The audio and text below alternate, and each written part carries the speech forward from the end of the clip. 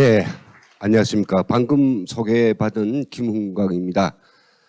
대한민국의 정말 따뜻한 나라였고, 북한의 김정일에게 이제 빌붙어서 먹고 살려고 했던 그 처절한 것들이 너무 제약스러워서 제가 그 등을 돌리고 부모 형제 모든 걸 다 돌리고 대한민국에 온 지 18년째 되는 오늘 이 6.25를 18번을 제가 맞이했는데요.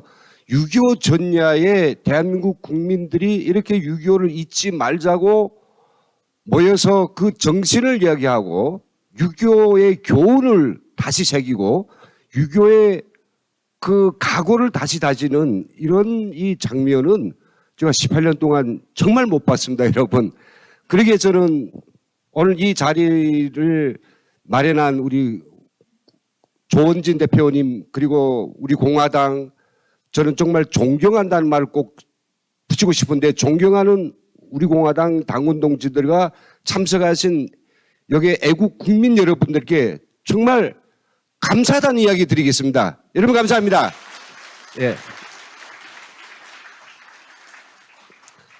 왜 제가 감사하다라고 하느냐면요. 저는 북한을 떠나서 남한에 오면 북한이 남한을 갖다가 적화 통일하겠다고 그렇게 벼르고 모든 만방의 준비를 하고 호시탐탐 노리는 그런 상황들이 이 대치대에 있는 남쪽이기 때문에 남쪽도 그런 줄 알고 왔단 말이죠. 그런데 여기 남한은 지금 그렇지 않습니다. 정말 세계적으로 가장 넘치는 풍요와 넘치는 자유 속에 푹 취해가지고 당장이라도 뒤쳐서 대한민국을 먹으려고 하는 북한에 대해서 다 있고 대통령부터 밑에 정말 학생들까지 아주 평화에 아주 흠뻑 취해가지고 세상에 어떤 위험이 오는지도 모르고 있으니까 야 저러면 안 되는데 저러면 안 되는데 이렇게 지금 뭐 마음을 좁아심은 때 18년 만에 처음으로 이런 6.25 전야에 우리 대한민국의 우직한 애국 국민들이 이렇게 이런 해압을 가지고 있다는 게 마음에 너무 이제 뭉클합니다. 왜 그러냐? 여러분 좀 다 많은 이야기 못 하겠습니다. 저는 당학교 교수였습니다. 제가 당학교에서 누구를 가르쳐 줬느냐? 물론 거기에서 이 매 당의 간부들 키우는 그 일에 이 가정 안에 나오지 않습니다만은 제가 첫째로 키워준 학생은 교육진 학생은 이 남한의 각 서울시장부터 시작해서 강력단체 시장들부터 해서 각 도시군 통장들까지 다 임명돼 있습니다, 여러분. 그걸 남조선 임명간부라고 하는데 이 남조선 임명간부를 1년에 한 번씩 불러다가 교육을 준단 말이죠. 네가 앞으로 나가서 남한에 이제 조국 해방이 개시되면서 내가 살던 고향의 면장, 통장, 군수지사로 나가면 어떻게 김일성의 사상으로 김정은의 영도를 갖다가 실현하기 위해서 어떻게 하겠냐. 작전 세우고 사상을 갖다 단련하고. 첫째 그겁니다. 두 번째 학생 부류는 누구냐.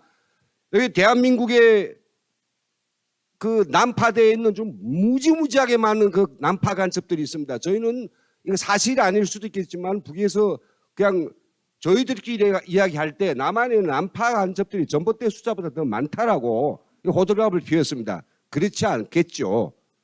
그 자식들이 있습니다. 그건 당에서 시빌가라고 하는 이름을 딱 붙여가지고 그의 가족들 그다음에 자녀들 데려다가 남한에서 조국 통일을 위해서 그렇게 모든 노심초사하는 아버지 뒤를 잇기 위해서 혁명 전사로 키우는 교육을 주고 그리고 이제 군사훈련 주고 군중과의 사업을 주고 적 동료를 만들기 이런 사업을 교육을 준단 말이죠. 마지막에 뭐인가 군에서 이제 만기 제대하고 온 장교들을 갖다가 제대 장교들을 교육합니다. 이렇게 북한은 말로 하지 않습니다. 말로. 공연불만하는 사회가 아니라 진짜 남한을 갖다가 기회만 되면 먹기 위해서 정말 할 수 있는 모든 것들을 다 세팅해서 진행하고 있는데 왜 우리는 이렇게 잊고 있습니까? 여러분, 역사를 잊은 민족에게는 미래가 없다는 말, 전 여기 와서 가장 마음에 이제 담았던 명언인데요. 지금 우리 대한민국에서 정말 여기에 모이신 우리 분들과 같은 이런 애국적 국민들을 내놓고 6.25에 대해서 이 6.25 전야에나마 6.25를 떠올리는 그런 국민들이 도대체 얼마나 됩니까? 온 나라는 6.25 정신은 다 있고 5.18, 뭐 제주도, 물론 당연히 그것도 중요하겠지만은 나라가 있고 뭐 민주화도 있고 뭐 보훈도 있는 거 아니겠습니까? 근데 왜 6.25는 다 이렇게 깜깜이 바닥치고 어디 저 지상품처럼 이렇게 얘기는가 말입니다. 호국 영령들. 이 북에서는요, 전쟁 참가한 그런 참전용사라 하면 돈 주고 이 정도가 아니라 굉장히, 예, 왜? 전쟁 나면 그렇게 죽으라는 거 아니겠습니까? 한 몸 바치라는 거 아니겠습니까? 어마어마하게 이거 유가에서 정말 그 없는 속에서도 다 보장해 줍니다. 근데 우리 솔직히 이 북한을 대상하는, 북한을 떠올리는, 우리 통일을 떠올리는 이런 우리 그 국민들 어떤 의식이나 통일에 대한 희망이나 미래들을 저 보면 참 제가 아쉬운 게 많습니다. 통일부를 비롯해 가지고 북한 관련해 또 북한 정보 담당에 북한 뭐 어디한 군부대에 그런 공무원들은 그게 뭡니까? 내가 북해에서 고생하고 있는 신음하는 저 북한 결의 동포들 좀 구원하겠다 이런 거하고 내 우리 후대는 북한의 위험을 안 받게 하기 위해서 내 대해서 뭔가 하겠다 이런 생각보다는 대체로 그냥 뭡니까? 아주 매너리즘에 빠져가지고 승진이나 그 다음에 무탈하기를 바라고 용문이 없이, 예, 정권만 바뀌면 이 정권의 공무원이 아주 뭐 최고의 공무원이 또 바뀌면 이 공무원이 별 무탈한 공무원을 일하고 있단 말이죠. 어떻게 그게 생각이 다르고 영혼이 없는 사람들이 나라의 어떤 통일과 대북 관계를 맡아 할 수 있겠습니까? 학자들은 뭡니까? 학자들은 다 전문가입니다. 북한을 그렇게 잘한대요. 근데 이 속은 텅 비어 있습니다.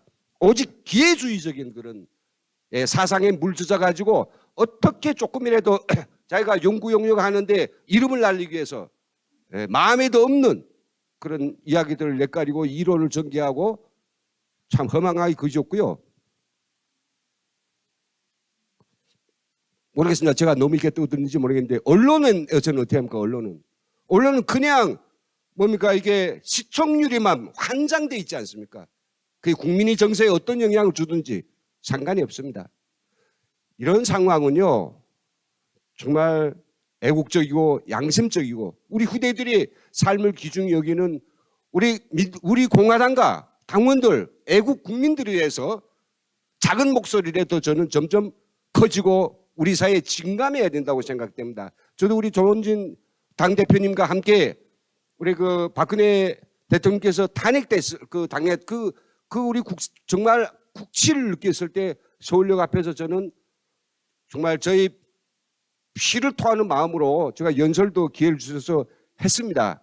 그리고 오늘 또 이 자리에서 제 안타까움을 이렇게 이야기할 수 있게 해서 너무 감사합니다. 그런데 문제는 뭐냐면 6.25를 잊었기 때문에 우리가 어떤 변을 당했나, 어떤 잘못을 저질렀나. 제가 북에 있을 때인데요. 2000년에 들어서면 어떻게 됐냐면요. 북한이 95년부터 99년까지 5년 동안의 고난의 행군이라고 하는 것을 겪었습니다. 그야말로 고난의 행군이 아니라 죽음의 행군, 이전 붕괴의 행군. 끝날 때 가가지고요, 북한에 있는 이 당학교 교원, 가장 충성분자인 저도, 간부들도, 경찰도, 보위원도, 누구도 다, 북한은 다 망했다고. 끝났네. 야, 공산주의란 이게 끝나는구나. 아, 우리가 이렇게 하자고. 좀 무수한 죽음과, 그리고 어마어마한 기근과 모든 게 다 잿빛색으로 정말 더 내려앉은 이런 사상을, 이런 사회를 만들려고 우리가 이때까지 고생했느냐 하면서 다 뭐냐면, 이전 다 불쑥 주저앉고요. 다 중국으로 뛰고 뭔가 하려고 했댔습니다. 그래서 끝났다라고 생각했는데 2000년대에 딱 들어서 가지고 5월 전후로 해서 자, 이 생기가 돌기 시작하더라고요. 갑자기 뭐 이렇게 공장을 되살리고 사람들이 뭐 식량을 뭐 배급 주기 위한 그런 대책을 세우되 돈을 적어내라. 장군님 혁명 자금이 내려온다. 그래서 콧방귀 꼈어요. 어디서 그런 돈이 있다고. 그런 돈이 있었으면 이미 다 살려 주었겠지. 근데 아니나 다를까 6월 달 지나서 그해 말에 진짜로 많은 돈은 아니지만은 북한의 김정은한테서 혁명 자금이 내려오기 시작했습니다. 그 돈을 누가 줬습니까? 다 죽어가는 북한은 누가 살렸습니까, 여러분? 왜 여러분들 다 죽어가는 북한을 김정은 왜 살려놨습니까, 여러분? 너무 안타깝습니다. 그때 10억 달러로 주지 않았으면 북한 주민들이 또 30년 동안 노예로 살 일이 없지 않습니까? 우리가 김정은에게 핵이 두려워서 그때는 핵도 없을 때인데 여러분 왜 그랬습니까? 대한민국 돈이 얼마나 많습니까, 여러분? 왜 그렇게 돈 많은 가지고 그 시득질합니까? 북한 사람들이 없다고 그러는 겁니까? 이게 청추에 용서 못할, 천추 용서 못할 햇볕 정책. 2019년 9월 19일 날에 문재인 평양 가서 어찌다 10만 시민들 앞에서 대한민국 대통령이 연설하는데 뭐라 했습니까? 나는 민족의 장래를, 새로운 장래를 만들기 위해서 뚜벅뚜벅 걸어가고 있는 여러분이 지도자 김정은 국방위원장께 찬사와 존경을 표한다고 개나발을 부르습니다. 개나발을. 그럼 그걸 말할 때 김정은이나 김일성, 김정일, 김정은한테 죽어 처참하게 정치범 소행소에서 살해되고 맞아 죽고 대 죽고 얼어 죽고 터 죽은 그 많은 사람들 한 번이라도 또 올렸을까요? 지가 뭐 한다고 북한 주민들 존경하고 뭐가 합니까? 이게 이렇게 얼빤하고 이렇게 정신 나가 있고 정말 얼마나 위험한지도 모르고 입에서 구렁이 나간지 술도 나간 뭐 나간지 모르고 이렇게 국가 영토잘 합치고 하는 이런 사람들이 정말 우리 대한민국을 이끌고 있다는 게 저는 한심하고 통분하고 안타깝기 그지없습니다, 여러분. 예. 그럼 과연 지금은 어떻습니까? 지금은 어떻습니까? 지금은 제가 이게 자료를 준비했기 때문에 조상하게 적었기 때문에 저는 뭐 여기서 이야기하는 이것도 중요하겠지만 지금까지 제가 드리고 싶었던 이 이야기가 사실 좀 더 드리고 싶었습니다. 지금은 뭐냐면요, 여러분들 여기서 제가 이 자료적으로 이야기하고 있는데 준비한 거 끝내겠습니다. 예. 여기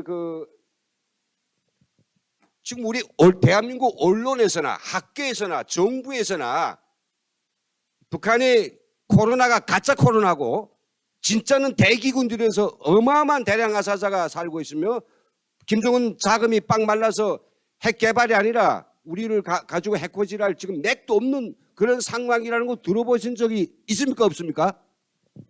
없죠. 요즘은 다 뭔가 7차 핵시험 당장 한다, 뭐 6월 10일 날 한다, 며칠 안 한다 하면서 아주 뭐 기고장만한 이런 북한이 우리를 향해서 어쩌는 것처럼 생각하는데 지금 그렇지 않습니다, 여러분. 그러니까 우리 정부는 뭐냐, 이게 기무사령관님 계시지만 사령관님 계실 때하고 지금 이 기무사나 우리 대한민국의 대북 정보력은요 완전히 바닥을 쳐가지고 북한에서 도대체 무슨 일이 일어나는지 전혀 모르는 정맹간의 정부입니다, 여러분. 왜요? 북중 국경연선에서 정말 거기에서 힘들게 제중동포들, 북한 출장자들, 애교관들 왔다 가는 거 다 가운데서 어떻게 해가지고 정보를 어떤 101 여단이라는 것도 다 날라버리고 없어졌고요. 북한에는 간첩들 다 포기했고요. 우리 휴민트 정보라인 다 포기했고 탈북자들 발바돼가지고 탈북자들이 그나마 가져온 자료도 못 가져오게 지금 만들어 놓고 그리고 앉아서는 뭐 북한이 어쩌고 저쩌고 하면서 대북 정책 어쩌고 하는데 여러분 지피지기면 백전백신이라고 저걸 아무것도 모르는데 어떻게 이기며 무슨 정책을 어떻게 이기겠습니까? 백전백패입니다. 그래서 제가 여기서 이제 간단히만 요약한다면 코로나19 여러분 어제까지 458만 명이 감염됐다 하지만 사망자가 76명, 치사율은 얼마인가? 0.002%. 국제사회는 이런 거 모릅니다. 0.2%까지는 세계보건기구가 나왔는데 그래 이거 뭡니까? 이게 가짜하고 있는 거예요. 이게 왜 이런 걸 하겠는가? 사람들이 죽어가는 게 다 아사자가 죽어가니까 쌀이 없어 죽어가고 시장 활동 못하게 집에다 다 격리시키고 무리 죽음을 하고 있습니다. 그 상황에서 북한이 자금난이 돈이 없어가지고 김정일 지금 금고가 텅 비었습니다. 사이버 부대를 동원해서 작년에 9억 6천만 달러를 훔쳐갔지만은 그 아직 북한에 가져가지는 못했거든요. 예. 그게 김정은 그 금고에 들어가야 돈이 아니겠습니까? 그러니까 이놈들이 지금 뭐 하고 있느냐면 별 수 없으니까 야 이런 식으로 강대강은 말은 강대강이지만은 이게 어렵기 때문에 얼마 전에 있은 제8기 정치국 회의에서 5기 정치국 회의에서 뭘 결심했습니까? 최선이라고 하는 그런 김정은의 최측근 애교 그 책사를 갖다가 애무상으로 발탁했습니다. 이것을 해서 북한이 이제부터 과거 이성근이라고 하는 군인을 갖다가 애무장관 시켰을 때하고 다른 차원에서 이제는 할 수 없을까? 대북 애교전에 북핵 애교전에 군축 핵군축 애교전에 나오겠다는 걸 정면 시사한 것입니다. 이거 우리가 아셔야 되고요. 그래서 저는 이제 여기에 세 장을 더 썼는데 7차 핵시험은 아닙니다. 지금 당장 할 여력이 안 되며 그다음에 북한에 이걸 해서 얻을 득이라고 하는 게 아무것도 없고 하기를 저는 바랍니다. 제발 해라. 7차 핵시험 해라 하면 사령관님도 이야기했지만 무시해도 좋고요. 오히려 북한은 이것 때문에 중국이나 러시아마저도 대북 제재에 동참하지 않을 수밖에 없습니다. 그리고 우리 그 자유통일 어떤 그 새 정부에 들어서 지금 현재 정보력을 제대로 구축하지 않으면 뭐 과거 문 정권이나 이 정권이나 정책 수단이 없는데 뭘 가져가겠습니까? 입만 가져가겠습니까? 핵무기를 뭐 새롭게 배치하든지 제대로 된 걸 힘에 의한 평화하게 했으면 힘을 길러야 됩니다. 그 힘이 정보의 힘이고 미사일의 힘이고 핵의 힘이란 말이죠. 그 현실적인 힘을 가지지 않고 밤낮 이야기를 한다면 과거하고 다를 거 없다 이거죠. 그래서 저는 이제 마지막 페이지는 여러분들 좀 주목해 주시고요. 저는 이제 북한에는 핵이 있다면 남한에는 탈북자 핵이 있다라고 저희는 각오돼 있다고 저희는 준비돼 있다고 저 말씀드리고 싶습니다. 경청해 주셔서 감사합니다.